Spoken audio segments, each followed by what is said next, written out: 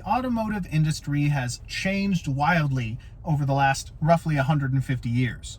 Gone are the pop-up headlights, the tail fins of the 50s and 60s, the in-car record players, then the in-car tape players, then the in-car CD players, and some other features that maybe we don't really miss too much. So today we're going to be talking about one of those concepts that is almost entirely extinct.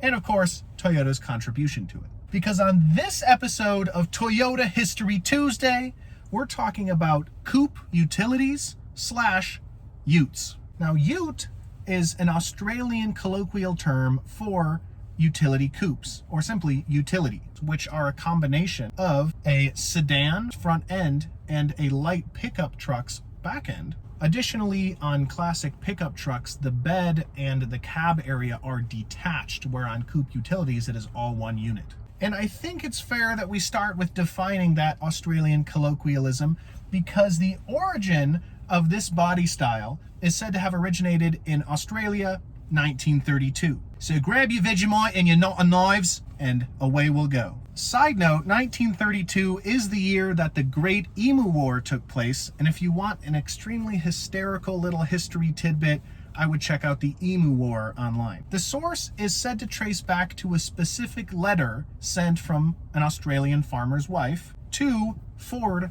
Australia. She penned the letter that said, quote, "I'd like a vehicle to go to church on Sunday and which can carry our pigs to the market on Monday," end quote. So although convertible roadster pickup trucks had existed prior to this point, there were no hardtop versions. So Ford designer Lou Bant altered a Ford V8 5-window coupe, adding a pickup truck bed, and was released in July of 1934 as the Ford Coupe Utility, which gave rise to the title for this entire body style. So although the tale of the farmer's wife's letter is really awesome and frankly a very Australian thing, Australia, the truth is the market was simply heading in that direction already having those convertible roadster pickups since 1924-ish, and it's no coincidence that General Motors / Holden in Australia would release coupe utility models 2 months afterward. And, that just kind of suggests that the market was turning in that direction anyway. 1936 would bring the first coupe utility to United States shores.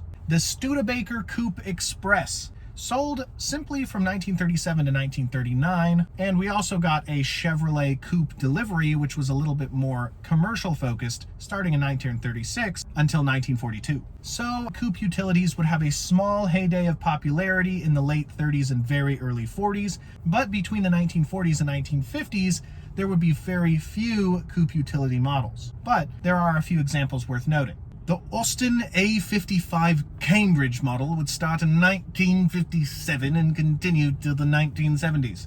The Peugeot 403 would start in 1955 and continue until 1963. There was the 1952 to 1959 Ford Mainline, the 1951 to 1968 Holden, which would give rise to the Commodore Ute that would come later. Toyota also made its first coupe utility starting in 1955, which was the 1955 to 1959 Toyota Masterline. The popularity of coupe utilities and Utes would actually pick back up again in the late 50s with the arrival and popularization of 3 different models. The Holden Ute, as I mentioned earlier, the arrival of the Ford Ranchero, and probably the most famous coupe utility in American history, the 1959 Chevy El Camino.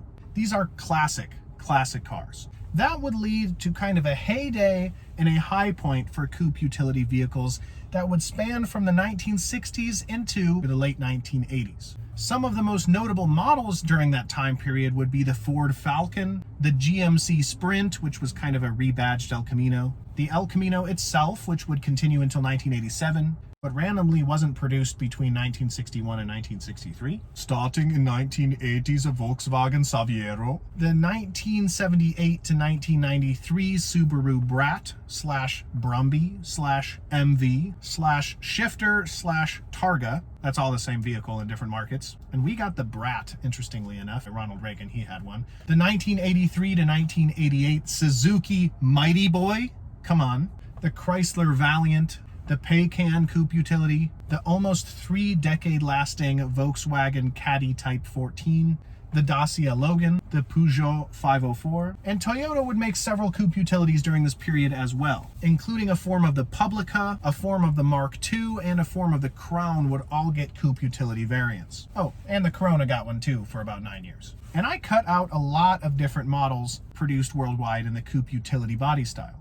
This was simply a body style that people had in their lineups. All major auto manufacturers usually had at least a trim model version of one of their vehicles that was a coupe utility or a specific coupe utility model. But from 1990 onward, there were 0 North American coupe utilities manufactured by North American manufacturers. There were a few models during this period that were produced worldwide and a few sold in the States by foreign manufacturers, and those models would be including the Subaru Baja, which would be produced until the early mid-2000s. Most famously worldwide, the 1990 to discontinued in 2017 Holden Commodore, which would later become the Holden Ute, the 1977 to 2013 Fiat Fiorino, and Toyota would produce a few. There was a 1-year duration of the Toyota BB model, which was a Scion in the United States. It had an open deck model, which was technically a coupe utility. But Toyota also produced one of the coolest Australian concept cars of all time. Well, the 2003 X-Runner is not to be confused with the trim level of the Toyota Tacoma,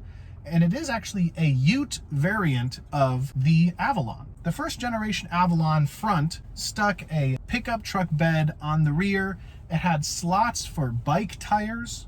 It had the all-wheel drive system from a Lexus RX 300. It had a lifted ride height. It had a 3-liter V6 with a supercharger making about 250 horsepower and 250 foot-pounds of torque. And like I said, it had 8.2 inches of clearance. To make this thing even more ridiculously awesome, it has a 17-inch plasma screen TV. It had a compact rear axle torsion beam from the Tirago or the Previa in the United States. And this was a drivable model intended for production. So Toyota Australia took the concept car and brought it to global Toyota, and Big Daddy said no, unfortunately. That's the only reason Toyota of Australia did not get the X-Runner. I'm sure they had a good reason, but pretty big bummer in my opinion. Well, that brings us kind of today, and we can ask, where are coupe utilities or Utes of today? Well, down in the southern hemisphere continent of homicidal wildlife, Utes have a huge cult following, but it's kind of used interchangeably with pickup trucks and coupe utilities. So if you were to search Utes under Toyota of Australia, things like the Hilux would come up, which is purely a pickup truck. As for specific coupe utilities, there are a few, very few models still being produced worldwide, but none of them in Australian or American markets. The Saipa pickup, which was produced from the early mid-2000s until today. The Volkswagen of Brazil's Saveiro, I mentioned earlier, which is still produced today. And the Fiat Strada, produced since 1996 in the Brazil market. And that's it. I would love to see one of the mainstream manufacturers produce one of these for the Australian or American markets. That being said, it doesn't look very promising. Sedans as a whole are no longer the most popular body style. And although pickup trucks are hugely popular, compact pickup trucks basically no longer exist in the American market. So a combination of a sedan and a compact pickup truck doesn't seem very promising. Plus, coupe utilities didn't have the high carry weight and high towing capacity of a pickup truck, and also didn't have the passenger space and internal cargo space that a standard sedan would have. So these unique combinations of features would maybe come together to be a jack of all trades but master of none, and the jack of all trades that it might be featuring, neither of which are particularly popular in today's market. What I would love to see is something like the TRD Avalon get a coupe utility trim level, but I would say it's probably unlikely. That being said, I wanted to pay homage to this unique and important body style in automotive history, and I want to thank you guys so much for watching. My name is Mitchell. I'm here at Fred Haas Toyota Country, and I'll see you in the next video. Thanks a lot.